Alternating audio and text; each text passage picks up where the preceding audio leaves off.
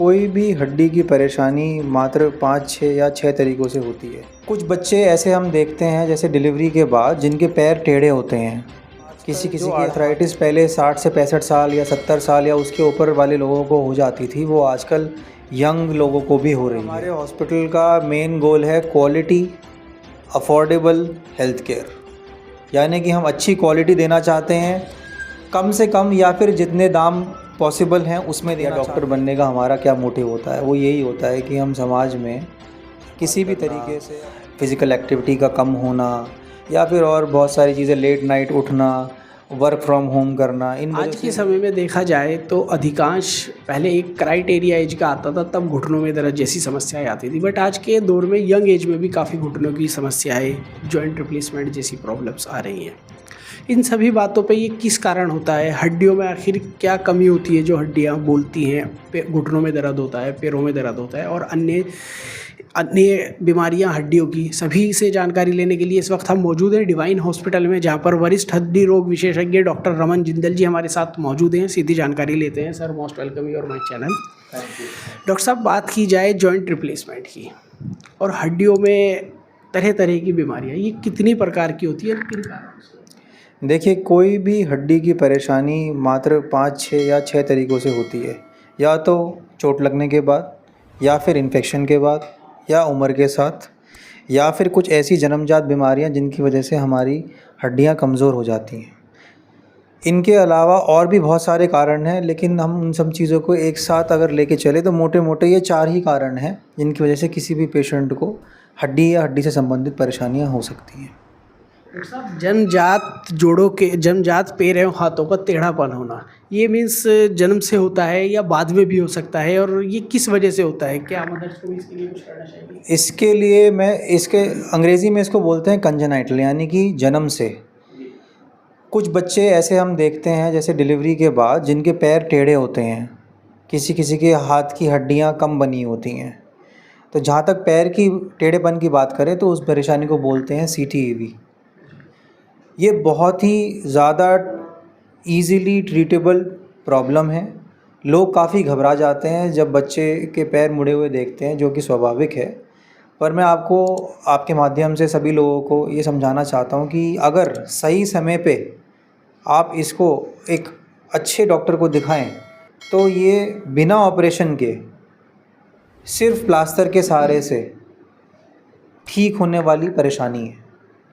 Doctor साहब, देखा जाता था पहले एक एज लिमिट में, काफ़ी ओल्ड एज में घुटनों जैसी समस्या आती थी, बट अब यंग में भी आ रही है। इसका मुख्य कारण क्या है और क्या इससे बचाव के लिए कुछ घर में घरेलू डाइट्स या एक्सरसाइज वगैरह यूज़ हो सकते हैं? देखिए, आपने बिल्कुल सही बोला। आजकल जो आर्थराइटिस पहले 60 से 65 साल या 70 साल या उसके ऊपर वाले लोगों को हो जाती थी, वो आजकल यंग लोगों को भी हो रही है। लेकिन हमें ये जानना बहुत ज़रूरी है कि ये जो आर्थराइटिस या घुटने का घिसना है वो किस कारण की वजह से हो रही है। ज़्यादातर आर्थराइटिस 2 तरीके की होती हैं। एक उम्र-दराज़ लोगों में, यानी कि एज रिलेटेड। एक होती है सेकेंडरी आर्थराइटिस, यानी कि किसी और कारण वजह से।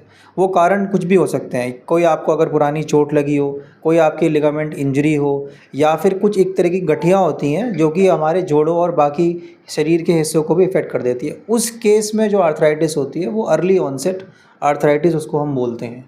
वो भी काफ़ी हद तक ट्रीटेबल है दवाइयों के माध्यम से, उसमें भी सर्जरी की आवश्यकता नहीं होती। और बाकी जो परेशानियां हैं जैसे उम्र के साथ, उसके भी कुछ ऐसे तरीके हैं जिसमें हमें डायरेक्टली सर्जरी में जाना नहीं पड़ता। लेकिन सब कुछ निर्भर करता है पेशेंट और पेशेंट की कंडीशन पे कि वो किस हिसाब के ट्रीटमेंट को टॉलरेट कर सकता है, अब उसकी एक्टिविटी कितनी रिस्ट्रिक्टेड है अभी। तो हर तरीके का इलाज है। अगर हम सही टाइम पे सही डिसीजन लें तो हम बिल्कुल पेन फ्री अपने जीवन में हम रह सकते हैं। डॉक्टर साहब, बात की जाए हॉस्पिटल्स की, मल्टी स्पेशलिटी हॉस्पिटल मुजफ्फरनगर में काफ़ी हैं, हड्डी रोग विशेषज्ञ भी डॉक्टर्स काफ़ी हैं, but Divine Hospital doctor Raman Jindal ही क्यों? आखिर क्या पेशेंट्स के साथ आपका व्यवहार और किस तरह का ट्रीटमेंट रहता है? क्या आपके यहाँ बेस्ट है? बिल्कुल सही बात है।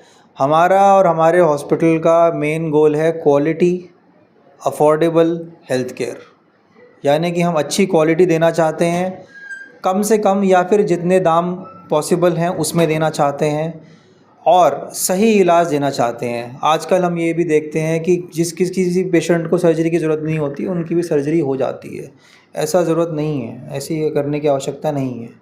पर हाँ, ये बहुत ज़रूरी है कि वो सही टाइम पे हमारे पास आ सके ताकि हम उनको ऑपरेटिव या नॉन ऑपरेटिव ट्रीटमेंट का गाइडेंस दे सकें। डॉक्टर साहब, बात की जाए एक्सीडेंट हुआ किसी का और काफ़ी हड्डियों में फ्रैक्चर हो चुका, परिवार वाले काफ़ी डरे डरे आएंगे आपके पास क्योंकि अब आप ही का सहारा है, ठीक हो पाएंगे या नहीं। उसको आपने ट्रीटमेंट किया और ठीक कर दिया, तो परिवार की खुशी का तो क्या कहिए, आप अपनी खुशी का इजहार कैसे करेंगे कि इतना बड़ा केस आप। देखिए, ये मेन ब्रांच को इसको लेने का मेरा जो मेन मोटिव वो यही था, या डॉक्टर बनने का हमारा क्या मोटिव होता है, वो यही होता है कि हम समाज में किसी भी तरीके से अपना इन्वॉल्वमेंट ज़्यादा से ज़्यादा दे सकें। तो ऑर्थोपेडिक्स में ये सबसे अच्छी बात है जो कि बाकी ब्रांचेस में नहीं है, कि अगर कोई पेशेंट जिसके पैर की हड्डी टूट गई है और वो चल नहीं पा रहा, तो हम ऑपरेशन के बहुत जल्द अगले दिन या एक हफ्ते के अंदर अंदर उस पेशेंट को अपने हाथों पैरों पे खड़ा कर देते हैं। तो इसके ऊपर तो मेरे हिसाब से कोई एडवांटेज किसी और सर्जिकल फील्ड में मेरे सामने तो नहीं है। तो ये एक बहुत अच्छा ब्रांच है, और अगर सही टाइम पे सही इलाज मिले तो इसका कोई सब्स्टिट्यूट नहीं है किसी के लिए भी।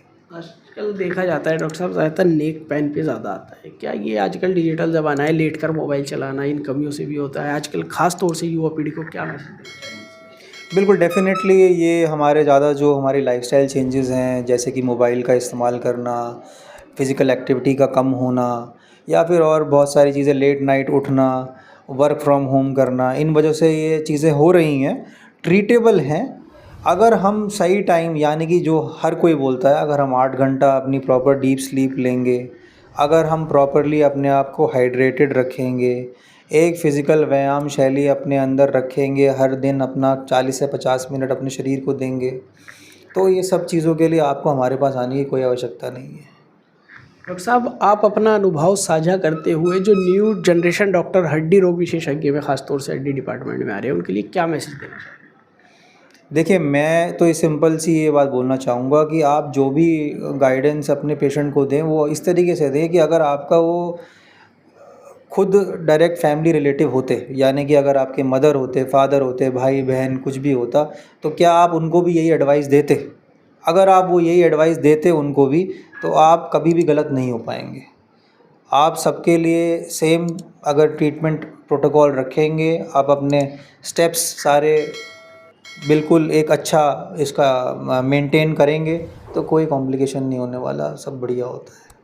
Thank you so much. आप हमारे साथ थे डॉक्टर रमन जिंदल जी, वरिष्ठ रोग हड्डी विशेषज्ञ, जो कि डिवाइन हॉस्पिटल में अपनी फैसिलिटी दे रहे हैं। साथ ही इन्होंने बताया कि हड्डियों में होने वाली किन किन तरह की बीमारियां होती हैं, उनसे कैसे बचा जा सकता है, एक डेली रूटीन में लाइफस्टाइल किस तरह का यूज़ करना चाहिए, क्या डाइट फॉलो करना चाहिए, और साथ ही इन्होंने न्यू जनरेशन डॉक्टर्स के लिए भी अच्छा मैसेज दिया है और बताया कि एक डॉक्टर और मरीज पेशेंट्स का क्या दोनों का रिलेशन होना चाहिए। और भी इस तरह आपसे डॉक्टर से अवगत कराते रहेंगे। जनपद मुजफ्फरनगर से विविध विचार डिजिटल के लिए मैं आपके साथ मोहम्मद सुहेल।